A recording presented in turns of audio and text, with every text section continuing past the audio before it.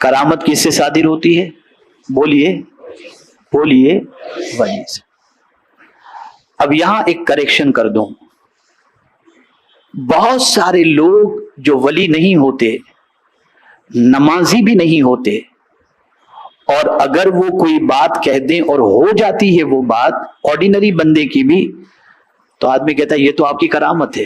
بالکل نہیں کہنا چاہیے۔ کرامت صرف ولی سے صادر ہوتی ہے، اور ولی اس کو کہتے ہیں الذین آمنوا وکانوا یتقون، جو صاحب ایمان ہو اور صاحب تقوی ہو،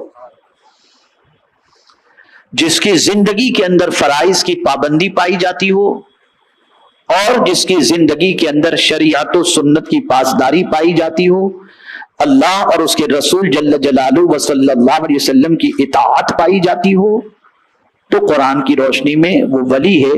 اور ایک تعریف میرے آقا صلی اللہ تعالی علیہ وسلم کی طرف سے یہ بھی ہے، جس کے چہرے کو دیکھو تو خدا یاد آ جائے۔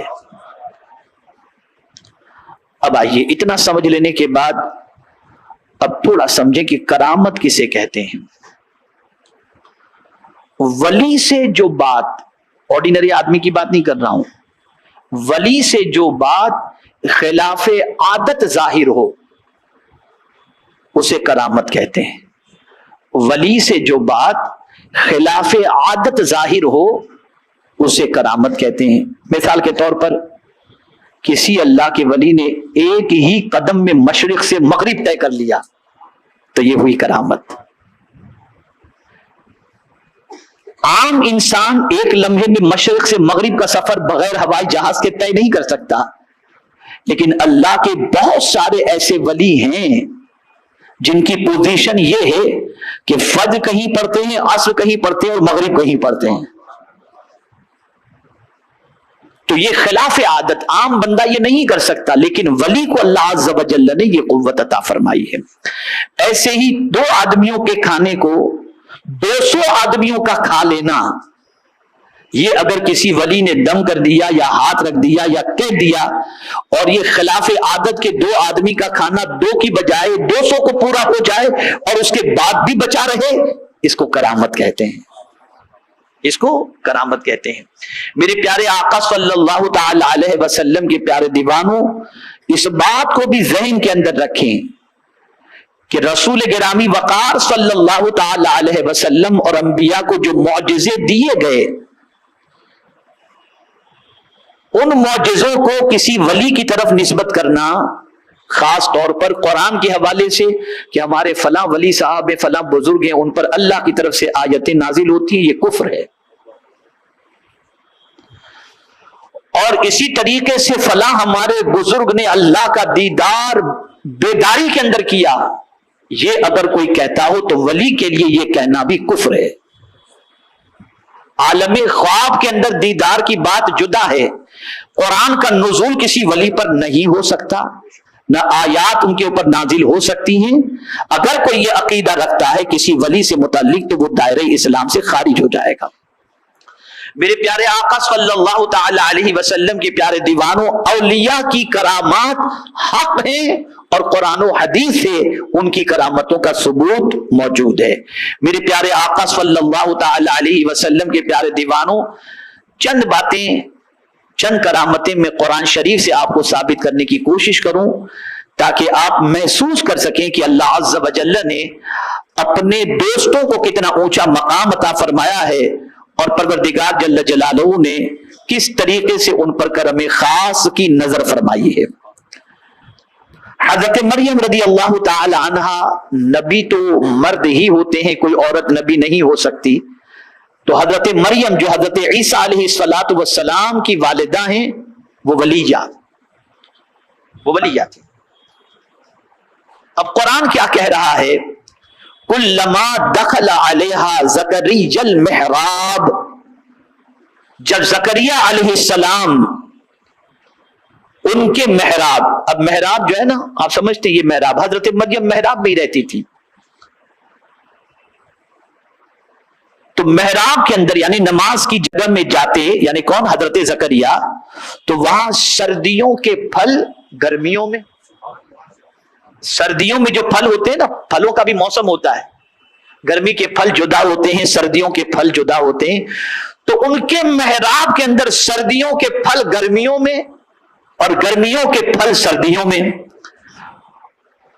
حضرت زکریا علیہ السلام پاتے، حیران ہو کر پوچھتے حضرت مریم سے، اے مریم یہ پھل تمہارے پاس کہاں سے آئے؟ یہ پھل تمہارے پاس کہاں سے آتے ہیں؟ تو حضرت مریم جواب دیتی ہیں، اور کیا جواب دیتی ہیں؟ اللہ اکبر!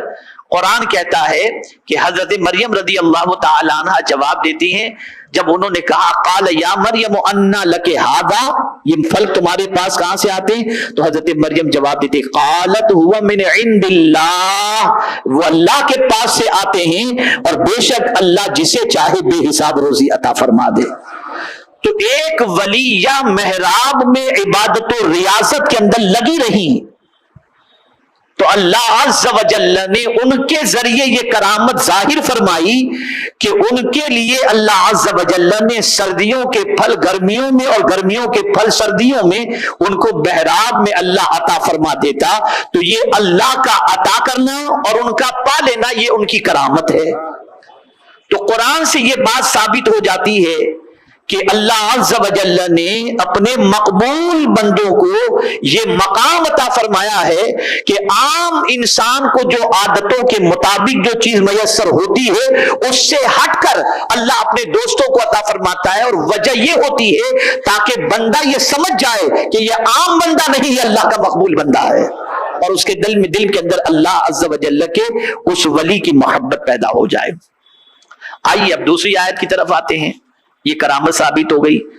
دوسری آیت حضرت سلیمان علیہ الصلاۃ والتسلیم، یہ واقعہ آپ نے بارہا سنا ہے، لیکن آج میں ایک دوسرے اینگل سے سمجھاؤں گا تو بہت اچھی طرح سمجھ میں آ جائے گی، بات سمجھ میں آ جائے گی۔ حضرت سلیمان علیہ الصلاۃ والسلام فرماتے قال یا ایھا الملأ ایکم یاتینی بعرشها قبل ان یاتونی مسلمین۔ حضرت سلیمان علیہ الصلاۃ والتسلیم نے فرمایا اپنے درباریوں سے کہ اے درباریوں، تم میں کون ہے جو بلقیس کا تخت میرے پاس لے آئے اس سے پہلے کہ بلقیس میرے پاس فرما بردار ہو کر کے حاضر ہو؟ توجہ چاہوں گا، بلقیس کا تخت لانے کے سلسلے میں حضرت سلیمان علیہ الصلاۃ والتسلیم اپنے درباریوں سے پوچھتے ہیں کہ بلقیس میرے پاس آئے اس سے پہلے اس کا تخت کون لا کر میرے پاس پیش کرے گا؟ اللہ اکبر! میرے پیارے آقا صلی اللہ علیہ وسلم کے پیارے دیوانوں، اس موقع پر اس درباریوں کے اندر ایک سرکش جن موجود تھا۔ قرآن کہتا ہے اس نے کہا قال عفریت من الجن انا آتیک بہ قبل ان تقوم من مقامک، تو اس خبیث جن بولا کہ میں وہ تخت حضور میں حاضر کر دوں گا قبل اس کے کہ حضور اجلاس برخاست کریں، یعنی محفل ختم ہوگی اس سے پہلے میں بلقیس کا تخت لا کر آپ کے سامنے پیش کر دوں گا۔ اب کیا بلقیس کا تخت بازو میں تھا؟ اتنا سا تھا؟ نہیں، ٹنوں وزن کا تخت تھا، 7 دروازوں کے تالے کے اندر یہ تخت تھا، اور سینکڑوں میل کی دوری پر یہ تخت تھا۔ اور حضرت سلیمان علیہ السلام فرماتے ہیں بلقیس کا تخت سینکڑوں میل کی دوری سے جو ٹنوں وزن کا تھا، اس سے پہلے کہ بلقیس میرے پاس حاضر ہو کون لے کر کے آئے گا؟ تو سرکش جن نے کہا کہ حضور یہ محفل ختم ہوگی نا، اس سے پہلے بلقیس کا تخت لا کر کے میں آپ کے سامنے پیش کر دوں گا۔ اسے تو نہیں معلوم تب یہ محفل کب تک چلے گی، مجلس کب تک چلے گی، لیکن اس نے اپنی طاقت کے بارے میں بتایا کہ میں اتنی جلدی سے لا کر کے دوں گا۔ لیکن اسی محفل میں ایک اللہ کے ولی موجود تھے، حضرت آصف، ان کی شان قرآن بیان کرتا ہے قال الذی عنده علم من الکتاب انا آتیک بہ قبل ان یرتد الیک طرفک۔ تو اس محفل میں کتاب کا علم رکھنے والا ایک شخص موجود تھا۔ اس نے کیا کہا؟ سرکش جن نے کہا تھا محفل برخاست ہونے سے پہلے، لیکن جس کے پاس کتاب کا علم تھا اس نے کہا پلک کے جھپکنے سے پہلے لا کر کے پیش کر دوں گا۔ یہاں سے یہ بات واضح طور پر سمجھ میں آئی کہ اللہ نے اپنے ولیوں کو یہ طاقت دی ہے کہ سینکڑوں میل کی مسافت کی دوری پر اگر کوئی چیز موجود ہو تو پلک کے جھپکتے لا کر کے وہ پیش کر سکتے ہیں. یہ قرآن نے حضرت آصف کی کرامت کو ظاہر فرما کر بتا دیا. اب یہاں میں آپ کی توجہ چاہوں گا. حضرت آصف کے پاس اس کتاب کا علم تھا. حضرت آصف سلیمان علیہ السلام کے اصحاب میں سے ولی تھے، لیکن غوث پاک تو سید الانبیاء کے ماننے والوں کے اندر، اور سب سے بڑی کتاب جو قرآن مقدس ہے، حضرت غوث پاک کو اللہ نے اس کا علم عطا فرمایا تھا. تو جب آصف کی طاقت یہ ہے تو غوث پاک کی طاقت کا عالم کیا ہوگا؟ تو اللہ نے اپنے ولیوں کو یہ طاقت عطا فرمائی ہے، یہ قوت عطا فرمائی ہے، اور اس قوت کا قرآن مقدس کے اندر ذکر بھی موجود ہے. میرے پیارے آقا صلی اللہ تعالی علیہ وسلم کے پیارے دیوانوں، یہ دو باتیں میں نے قرآن کی روشنی سے، دو کرامتیں آپ کو بتا دی. اب جو بخاری شریف کے ذریعے میں آپ کو کرامت بتا رہا ہوں اسے سماعت فرمائیں، تاکہ آپ محسوس کر سکیں کہ اللہ کے ولیوں کو اللہ نے کیسی طاقت عطا فرمائی ہے. حضرت جریج رضی اللہ تعالی عنہ، جن کے متعلق بخاری شریف میں حضرت ابو ہریرہ رضی اللہ تعالی عنہ سے روایت ہے کہ رسول اعظم صلی اللہ علیہ وسلم نے فرمایا کہ بنی اسرائیل کے ایک عبادت گزار شخص تھے جن کو جریج کہا جاتا تھا. ایک مرتبہ وہ نماز پڑھ رہے تھے، ان کی والدہ ان کے پاس آئیں اور ان کو آواز دی. حضرت جریج نماز پڑھ رہے تھے، ان کی والدہ آئیں اور والدہ نے آواز دی. حضرت جریج نماز میں مصروف رہے اور والدہ کی آواز پر نماز کو انہوں نے نہیں توڑی. پھر تھوڑی دیر کے بعد والدہ آئیں اور دوبارہ آواز دی. تو حضرت جریج دل میں سوچ رہے تھے کہ میں نماز چھوڑ دوں اور والدہ کو جواب دوں، یا نماز ادا کروں اور والدہ کو جواب نہ دوں. تو انہوں نے والدہ کو جواب نہیں دیا، نماز کے اندر مصروف رہے. تو اب رسول اعظم صلی اللہ تعالی علیہ وسلم ارشاد فرماتے ہیں، والدہ چلی گئی ان کی، اور کچھ عرصے کے بعد ان کی والدہ پھر آئیں، بلانے پر جواب نہ آنے کی صورت میں بد دعا دینے لگی. اب کیا بد دعا دی انہوں نے؟ ان کی والدہ نے کہا، اے اللہ تو اسے موت نہ دینا جب تک تو اسے کسی فاحشہ کا منہ نہ دکھائے. یعنی آوارہ عورت جو ہے نا، اے اللہ میرے اس بچے کو موت اس وقت تک نہ آئے جب تک کہ کسی آوارہ عورت کا یہ منہ نہ دیکھ لے. یہ ماں نے بد دعا دی. جریج اپنی عبادت گاہ میں تھے، اب ماں بد دعا دے کے چلی گئی. جریج اپنی عبادت گاہ کے اندر تھے، اچانک ایک فاحشہ عورت آئی. انہوں نے عبادت خانہ ایک بنا کے رکھا تھا جس کے اندر وہ عبادت میں مصروف رہتے تھے. ایک فاحشہ عورت آئی اور آنے کے بعد جریج کو فتنے میں ڈالنے کا ارادہ کیا، اور حضرت جریج سے اس نے کہا مجھ پہ قابو پالو، اور اپنی خواہش کا اس نے اظہار کیا. حضرت جریج رضی اللہ تعالیٰ عنہ نے انکار کیا تو وہ فاحشہ عورت چلی گئی اور جا کر ایک چرواہے سے اس نے منہ کالا کیا، اور اس چرواہے سے ایک بچہ اس کے بطن میں رہ گیا. کچھ دنوں کے بعد جب وہ بچہ پیدا ہوا تو اس نے شور مچا دیا کہ یہ بچہ جریج کا بچہ ہے، اور جریج نے میرے ساتھ منہ کالا کیا ہے. ماں کی بد دعا کتنی خطرناک ہوتی ہے سوچئے آپ. لیکن چونکہ حضرت جریج رضی اللہ تعالیٰ عنہ بے قصور تھے، وہ ماں کی نافرمانی کرنا نہیں چاہتے تھے، وہ عبادت میں تھے، اور اس وجہ سے وہ ماں کو جواب نہ دے سکے. لیکن ماں نے جب کہہ دیا کہ فاحشہ کا منہ نہ دیکھے اس وقت تک اسے موت نہ آئے، تو فاحشہ آئی اور آ کر کے اس نے گناہ میں گرفتار کرنے کے لیے کوشش کی. حضرت جریج اس کے فتنے سے بچے، لیکن اس عورت نے حضرت جریج کے حوالے سے پورے شہر میں مشہور کر دیا کہ یہ بچہ حضرت جریج کا ہے. اور جب یہ بات مشہور ہوئی تو پبلک تو کیا ہے، پبلک کا معاملہ ہے، بس انہوں نے حضرت جریج کے سلسلے میں برا بھلا کہنا شروع کیا، اور حضرت جریج رضی اللہ تعالی عنہ کی عبادت خانے کو انہوں نے ڈھا دیا، گرا دیا. یہ بخاری شریف کی حدیث سنا رہا ہوں آپ کو، اس کو گرا دیا انہوں نے. اب آقا کریم صلی اللہ علیہ وسلم فرماتے ہیں کہ حضرت جریج رضی اللہ تعالیٰ عنہ نے 2 رکعت نفل پڑھی، کھڑے ہو گئے، وضو کیا، 2 رکعت پڑھی، اور پڑھ کر آئے اس بچے کے پاس جس کے بارے میں کہا جا رہا تھا کہ یہ جریج کا بچہ ہے. آئے, بچے پہ ہاتھ رکھا اور اس بچے سے آپ نے فرمایا, اے بچے تو بتا تیرا باپ کون ہے؟ تو سرکار صلی اللہ علیہ وسلم فرماتے وہ ننھا سا بچہ جواب دیتا ہے, میرا باپ چرواہا ہے. جب لوگوں نے یہ سنا اور حضرت جریج کی یہ کرامت دیکھی تو حضرت جریج سے انہوں نے معافی چاہی اور کہا اگر آپ کہیں تو آپ کا عبادت خانہ سونے کا بنا کر کے آپ کو پیش کر دیا جائے. تو حضرت جریج رضی اللہ تعالیٰ عنہ نے فرمایا نہیں, مجھے سونے چاندی کا نہیں چاہیے, مجھے میرے مٹی کا ہی میری عبادت گاہ بنا کر کے مجھے دے دی جائے. پتا چلا اللہ ولی کو یہ قوت عطا فرماتا ہے کہ وہ اگر ننھے سے بچے سے بھی بولنے کے لیے کہے تو بولنے کی قوت اللہ اسے عطا فرما دیتا ہے. یہ طاقت اللہ نے اپنے دوستوں کو عطا فرمائی. یہ بخاری شریف سے حضرت جریج رضی اللہ تعالیٰ عنہ کی کرامت. اب آئیے صحابہ کی کرامت کو سن لیں تاکہ آپ محسوس کر سکیں, اس لیے کہ صحابی نبی تو نہیں ہوتے, ولی ہوتے ہیں, اور سید الاولیاء مولا علی کرم اللہ تعالی وجہہ الکریم ہے. اب آئیے سنیے, اصحاب صفہ میں 3 آدمی صدیق اکبر رضی اللہ تعالیٰ عنہ کے گھر مہمان ہوئے. کھانا جب سامنے رکھا گیا تو راوی کا بیان ہے, خدا کی قسم ہم جو بھی لقمہ اٹھاتے اس کے نیچے کھانا زیادہ ہو جاتا. کھانا پڑا ہوا ہے, لقمہ اٹھائے تو کم ہونا چاہیے نا.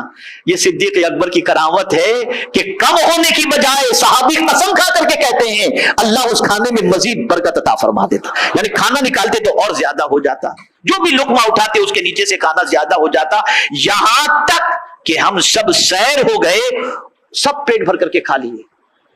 اور راوی بیان کرتے کھانا پہلے سے کم ہونے کی بجائے اور زیادہ تھا. یہ صدیق اکبر رضی اللہ تعالیٰ عنہ کی کرامت. میرے پیارے آقا صلی اللہ تعالیٰ علیہ وسلم کے پیارے دیوانوں, صدیق اکبر رضی اللہ تعالیٰ عنہ نے اپنی زوجہ سے کھانے کے بارے میں پوچھا تو وہ کہنے لگی میری آنکھوں کی ٹھنڈک. یہاں سے ایک بات سمجھ میں آتی ہے کہ ایک بیوی اپنے شوہر کو کبھی کبھی اس انداز سے بھی پکار سکتی ہے, اس لیے کہ بیوی کے حوالے سے تو قرآن نے کہا ہے ربنا ہب لنا من ازواجنا وذریاتنا قرۃ اعین. یہ دعا یاد رکھو, یہ دعا یاد رکھو, اپنی بیوی اور بچے کے لیے دعا اگر کرنی ہے نا تو یہ دعا کرو, ربنا ہب لنا من ازواجنا وذریاتنا قرۃ اعین. اے اللہ میری بیویوں کو, میرے بچوں کو میری آنکھوں کی ٹھنڈک بنا. یہ دعا قرآن شریف کے اندر موجود ہے. ہم یہ سوچتے ہیں ڈاکٹر بنے, انجینئر بنے, لائر بنے, عالم بنے, فاضل بنے, محدث بنے, ضرور یہ سوچو, لیکن ضروری نہیں کہ ڈاکٹر بننے کے بعد وہ آنکھوں کی ٹھنڈک بھی بنے, انجینئر بننے کے بعد وہ آنکھوں کی ٹھنڈک بھی بنے, ضروری نہیں. اس لیے کہ اگر وہ ڈاکٹر بننے کے بعد ماں باپ کو گھر سے نکال دے تو اس کی ڈگری کس کام کی؟ وہ ڈاکٹر بننے کے بعد ماں باپ کو جھڑکے تو اس کی ڈگری کس کام کی؟ تو قرآن جو دعا کی تعلیم دیتا ہے وہ اتنی جامع دعا ہے کہ اس کا کوئی بدل ہو ہی نہیں سکتا. تو فرمایا گیا دعا کرو اپنے بچوں کے لیے اور بیوی کے لیے, کیا ربنا ہب لنا من ازواجنا وذریاتنا قرۃ اعین, آنکھوں کی ٹھنڈک بنا. اب وہ جاہل بھی ہو لیکن فرما بردار ہوگا تو ماں باپ کی آنکھوں کی ٹھنڈک ہوگا, بااخلاق ہوگا ماں باپ کی آنکھوں کی ٹھنڈک ہوگا, باکردار ہوگا ماں باپ کی آنکھوں کی ٹھنڈک ہوگا. لیکن یہاں پر حضرت صدیق اکبر رضی اللہ تعالیٰ عنہ نے جب اپنی بیوی سے پوچھا کہ اے میری شریک حیات یہ بتاؤ کہ پہلے کھانا زیادہ تھا یا اب زیادہ ہے, تو قربان جائیے بیوی نے اپنے شوہر کو کس انداز سے مخاطب کیا, کہتی اے میری آنکھوں کی ٹھنڈک. تو ایک بیوی کا اپنے شوہر کو اس طرح سے کہنا یہ صدیق اکبر کی زوجہ کا طریقہ ہے اور نیک بیوی کا طریقہ ہے. تو حضرت صدیق اکبر رضی اللہ تعالیٰ عنہ کی بیوی نے عرض کیا اے میری آنکھوں کی ٹھنڈک, میری آنکھوں کی ٹھنڈک کی قسم اب کھانا پہلے سے 3 گنا زیادہ ہے, 3 گنا زیادہ ہے.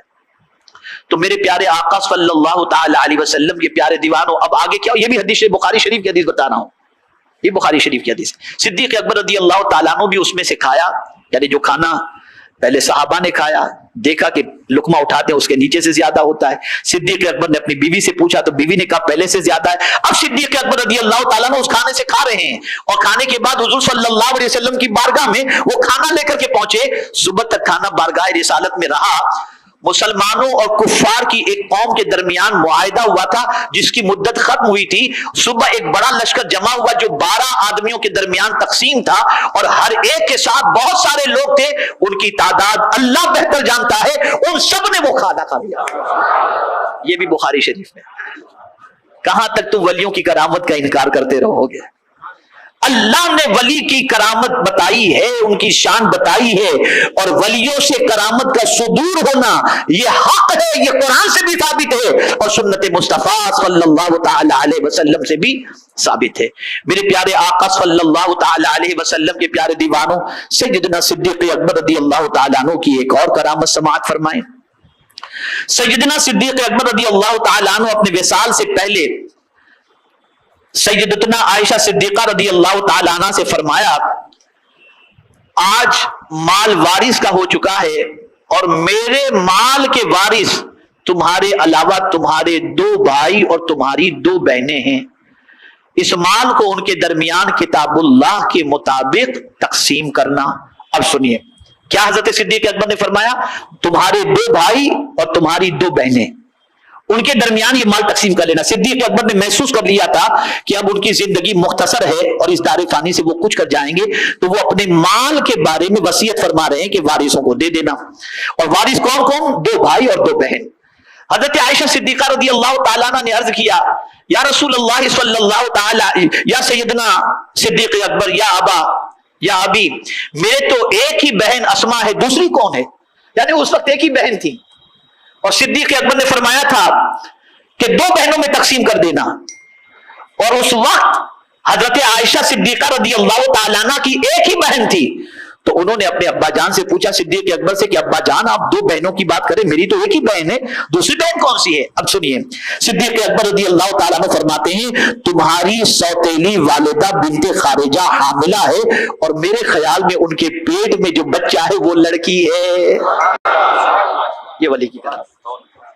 اے رسول اعظم صلی اللہ تعالی علیہ وسلم کے دیوانوں, تو اولیاء کی کرامت حق ہے, اولیاء سے کرامتیں صادر ہوتی ہیں, ان کی کرامتوں کا انکار کرنے والا گمراہ ہے. اور میرے پیارے آقا صلی اللہ تعالی علیہ وسلم کے پیارے دیوانوں, میں اگر صرف اولیاء کی کرامات کا ذکر قرآن و احادیث کے اندر بیان کرنا چاہوں تو اس کے لیے کافی وقت درکار ہے, لیکن میں تفصیلی گفتگو کرنے کی بجائے آج مختصراً یہ بات آپ کی سماعتوں کے حوالے میں نے کر دیا. اور میں امید کرتا ہوں کرامت کسے کہتے ہیں وہ بھی آپ سمجھ گئے ہوں گے, اور ساتھ ہی ساتھ اولیاء سے کرامتوں کا صدور ہوتا ہے یہ بھی آپ نے سمجھ لیا ہوگا. اللہ رب العزت جل جلالہ, آقا کریم رؤوف الرحیم علیہ التحیۃ والتسلیم کے صدقہ و طفیل ہم سب کو اللہ کے نیک بندوں سے دوستی کرنے کی توفیق نصیب فرمائے.